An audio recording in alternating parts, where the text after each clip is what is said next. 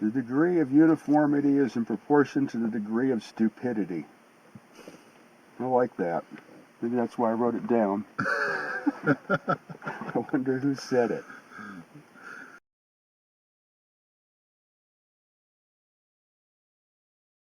I was in grammar school. One day a year. It was Eric Day. At your grammar school? Yeah. Then I'd drag whatever monstrosity I'd contrived at home, and then the school janitor would have to come and certify that it was safe to plug into the wall outlet. You know, he didn't have a clue. And then the bully got to get shocked. The teacher would force it to happen and make a mockery out of him in front of the entire class, and then the rest of the year he wasn't a bully. And how many He was volts? the guy who would get bit. How many kilowatt hours? Well, you know, I made sure to keep it, you know, less than like 5 milliamps or, you know, 10, just, you know, about like getting slugged by a baseball bat, but it's not nothing to really, you know, do any damage to your body. It scares you more than anything.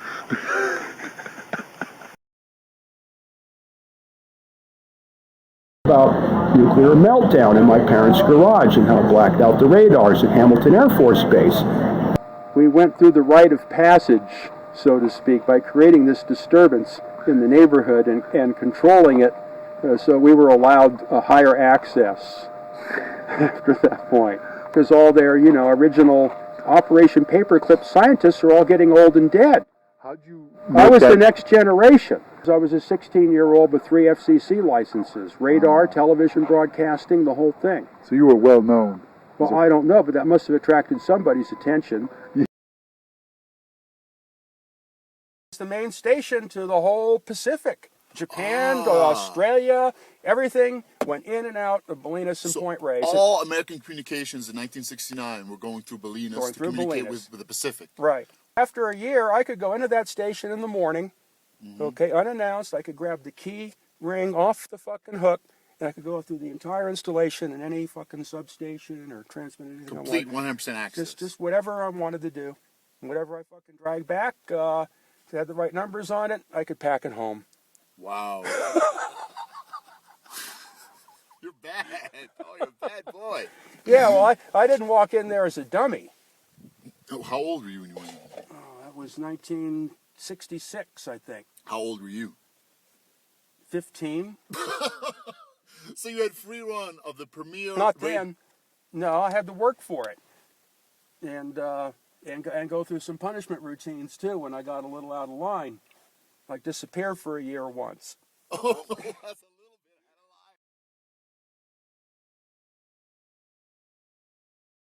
of line. That's what started when I was a freshman.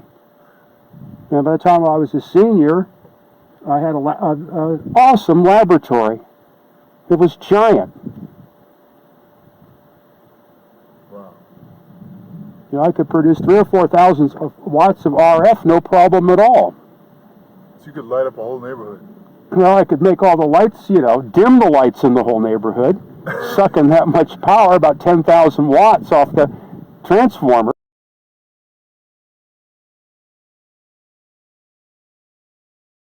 What is glomming? That's to get a hold of stuff for free, You were without very having good to at pay for it. that. You developed that skill early in life. You have to. Otherwise, you don't have anything to work with. No one's going to buy it for you.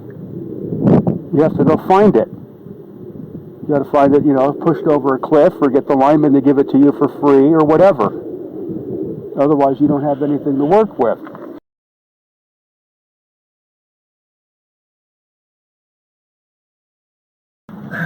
It was a rapid developmental phase.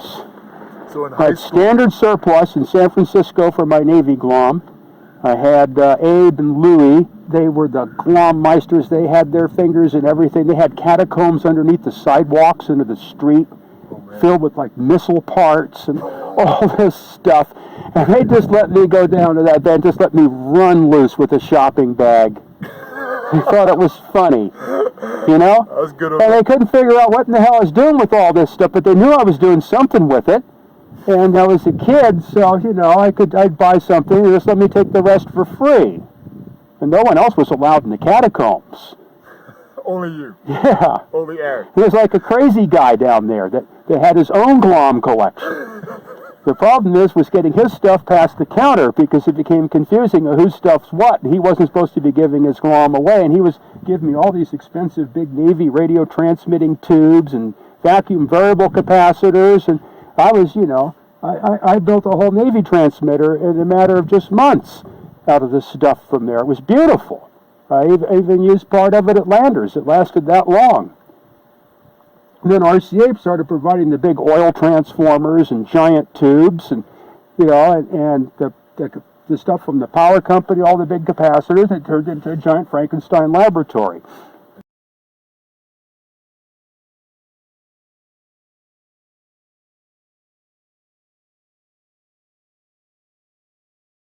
What was your biggest challenge? Well, trying to control all this RF and developing the power supplies and the tubes and the resonant coils, and that's where I independently discovered the whole Tesla thing. So at the age of 15, you independently discovered the... Yeah, the resonant coil and the monopolar transmission and the whole deal. It occurred right there on my bench out of old RCA parts. But I didn't know about Tesla. I had no idea about Tesla. It didn't matter. This stuff just worked. It was like beyond the edge of what RCA understood. So they were always perplexed by the things that would get to happen with their equipment. But then they learned from that. That's why they were having problems earlier, that they never could figure out why. I ended up finding out why. Why this ball lightning would get out of control in the transmission lines and start breaking insulators and fireballs leaping around everywhere, and the technician just dives for the deck.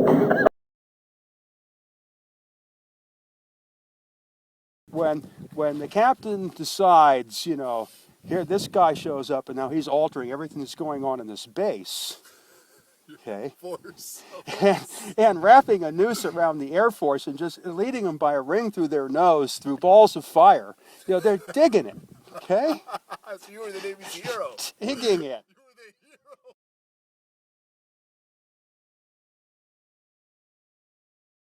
I don't know my right from left. I can't tie my shoelaces. Yeah, so they have the captain's inspection. Of course, I fail. So the captain curses me and the whole thing, and I'm thrown out of line and all that. And he looks at me and he says, "Dollard, you are a slob." And then he goes, "But you do such damn good work, get back inside."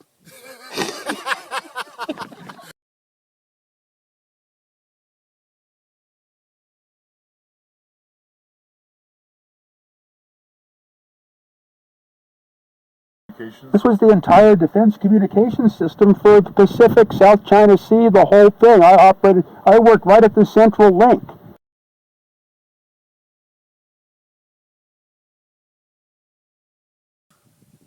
Just for fun, with nothing to do on a mid-watch. You could go through the boards and find telephone calls that were absolutely flabbergasting. To believe that you had any privacy and long-distance telephone communication, you couldn't believe how many people were laughing at your telephone call behind your back.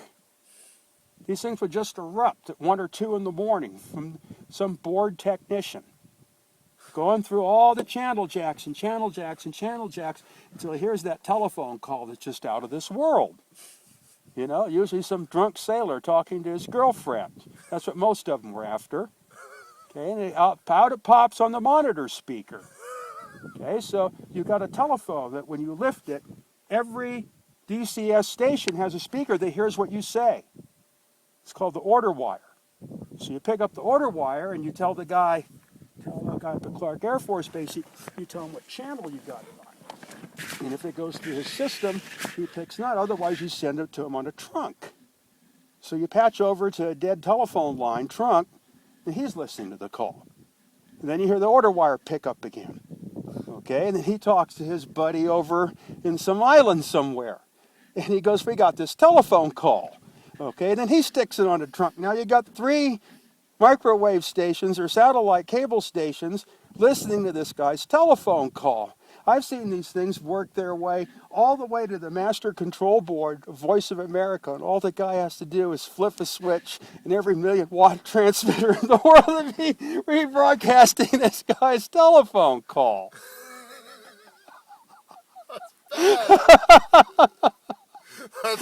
That's real phone freaking at a high level. Well, this is where all the phone lines came together. Wow. You know, I could make the phones ring in people's house totally synthetically from my patch panel. I did it to my parents. The phone would ring, and I'd be connected to this massive trunk line, you know, and I could weave a path to any telephone in the You're world. the real lawnmower man. Oh my goodness. You're 18? Yeah, it was great fun to have $2 billion of equipment to play with. And the Navy loved it, every minute of it. They did. Oh, yeah. Oh, they treated me good. They had to. You know, I mean, what more could they ask for? It's all I wanted to do was work on stuff. I didn't join the Navy to sit around or get drunk. It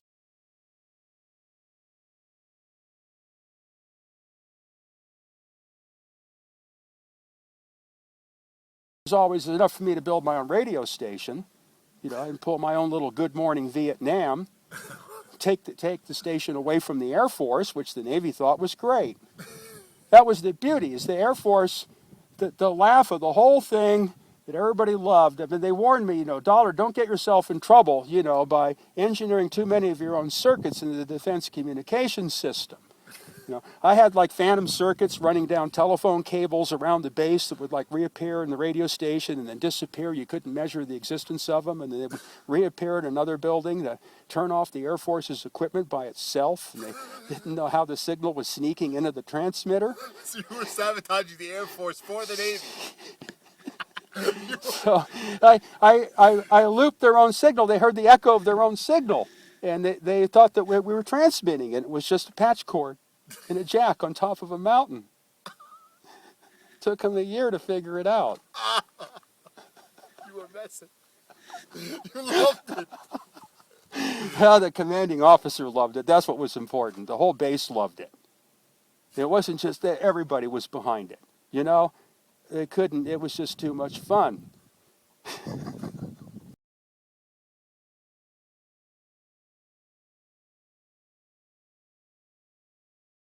And then the glom. You know, the Navy wasn't allowed its own glom. It couldn't go into its own junkyard. And all the bases, all their test sets were aged and no good, and nobody could find any test sets.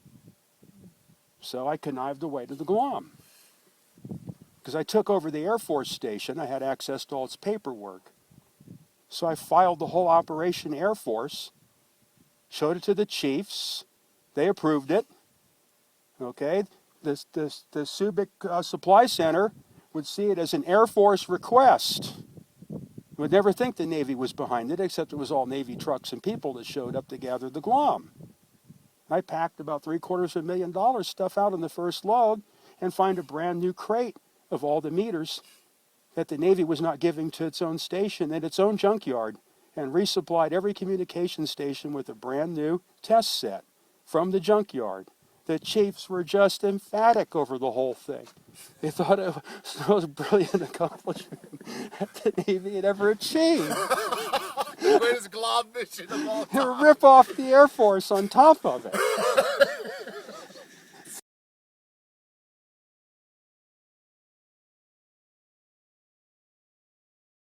Yeah, and they all find their niche in the Navy. And normally you can't get rid of them, but they get you busted. They make you do things that blow stuff up, and it's not a friendly situation. It gets worse on ships. Wow. Yeah, and you just can't get rid of these guys, and they're destructive. But you got rid of this guy. No, the Master Chief did. I just made it so they could.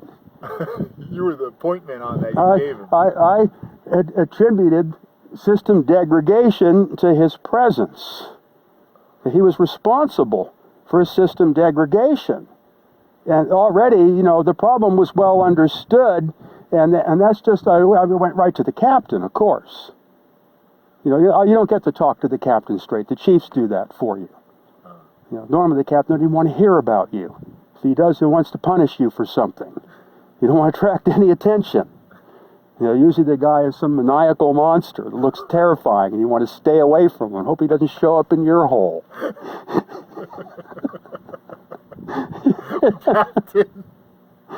These guys, you know, they go off on they have the absolute power. They can become real weirdos. So you don't know who the captain's going to end up being, and most of them are not friendly. They take pride in their nastiness, in the way they can just sweep you off your feet and throw you into oblivion forever. There's nothing you can do about it. So that's the problem with the military. You know, you don't know, you get into a bad situation like with this chief, you know, and he's got, you know, a somewhat executive position at this site, and he's just working over all the sailors all the time and just creating hell, and then it affects the performance of the system.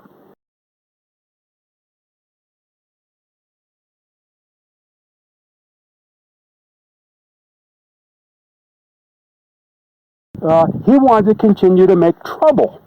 And I always had him making trouble on circuit test time. Circuit test? Yeah, I'd have to test every channel at least once a month, all like 10,000 of them. And there was another guy, his name was Barabbas or something. He was kind of a barbarian that was up at the microwave side. He was the master patch cord guy. And I get that guy at the other end because you want to go through that stuff fast. You have to measure the noise on every channel and the distortion.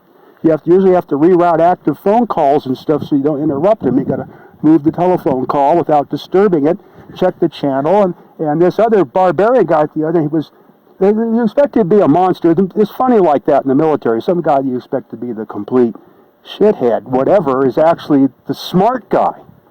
And this chief didn't like him and whatever, and kept harassing him and making it so he couldn't work with me.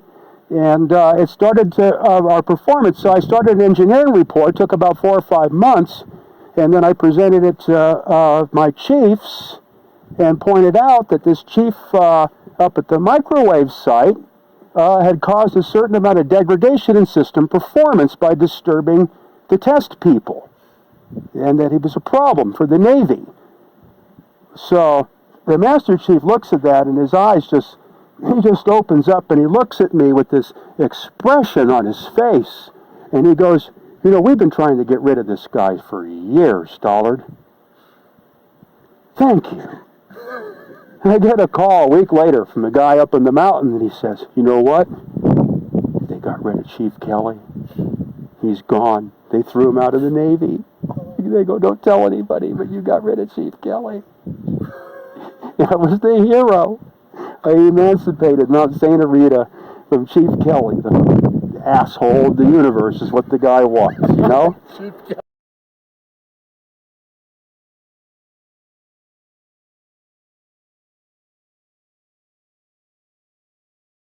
A giant hurricane hit the Philippines, and it knocked out the whole microwave system because the water's so dense, the microwave and satellite beams can't even go through it. Well, lo and behold, turns out the emergency transmitter doesn't work. And on top of that, nobody knows Morse code.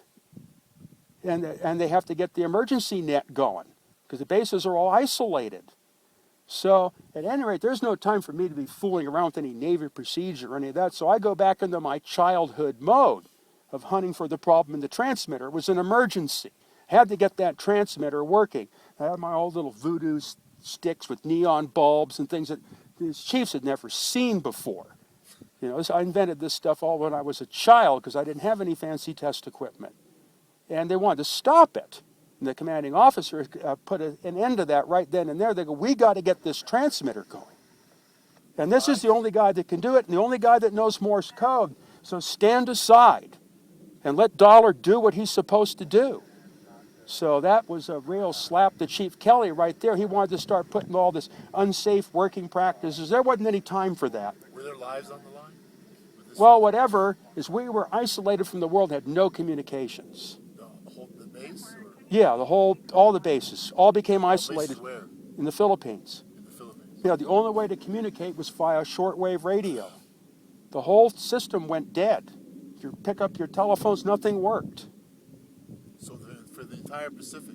The entire Philippine Islands during this hurricane. You had San Miguel, you had Subic, you had Clark Air Force Base, you had Mount St. Helena, you had Sangley, QB Point. Everybody all of a sudden was all cut off. You couldn't go outside because of the 120-mile-an-hour winds. You're atop of a 12-story microwave site on top of a mountain. You really like to have an emergency radio. when this whole thing's swinging around and lightning is striking the building and sparks are shooting out the deck plate and the chairs are moving around on the floor because the building's being twisted around by the hurricane. It's a scary situation. And in the middle of this, you have to get this I have to get this transmitter working. What happened? I got it working, of course. Of course. That was understood that Dollar would get it working. Dollar can make anything work. Anything at all. He doesn't need any test equipment or any help. He does it by these strange things with light bulbs and sticks and pencils and things that scare people. Because you have to do it while the equipment's on. Like holding little light bulbs in my hand and my fingers and making them light up. You know, they're going, ah! I've never seen anything like that before.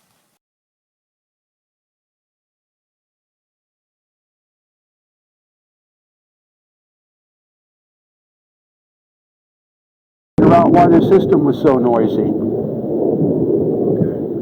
And it was obvious after realigning the entire system and finding there was no problem at all that the system wasn't noisy at all.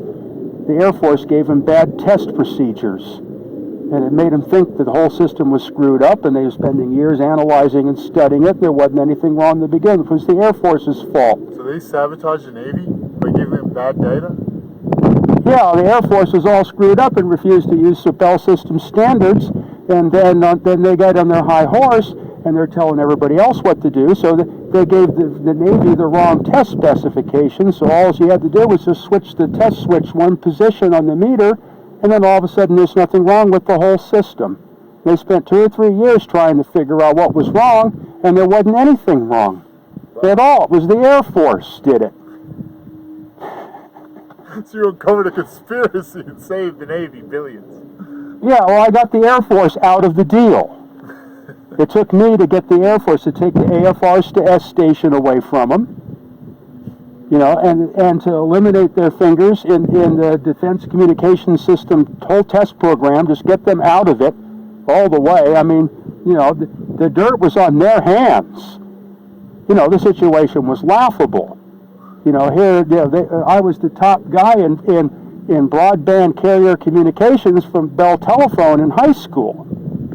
And, you know, they thought they were going to throw the big one at me, you know, because I was arrogant and had all those weird test scores from school. So, and, you know, the chiefs want to tease a situation or whatever. You know, that's just the way they are. They're going to grab you and they're going to shove you in the hole and they're going to laugh at you. You're an idiot and they're going to help you make a fool of yourself. You know, you're going to figure it out. So I figured it out. And they didn't know what to think about the results. It didn't make any sense. But they already had Navalex from Hawaii and everybody in there, and everybody just threw up their hands. They couldn't figure it out because of some stupid numbers on a piece of paper. You figured it out. Was it easy or I realigned the entire system and did a complete analysis on all of it, from the channel level all the way to the coaxial cable that disappeared in the South China Sea and popped up in Saigon. So you did The whole system, I did a complete realignment, all the pilot checks, and I went through the whole thing from one end to the other. What was this? Every possible analysis, and the signal-to-noise ratio was exactly as it was supposed to be, 70 decibels. There was no noise. It was the Air Force test standards and operational procedures did not conform to Bell system practices. All it was is there was a 10 decibel difference in Air Force standards and regular standards, and the Air Force imposed their standards of non-Bell on a Bell design system, and all it could lead to is confusion.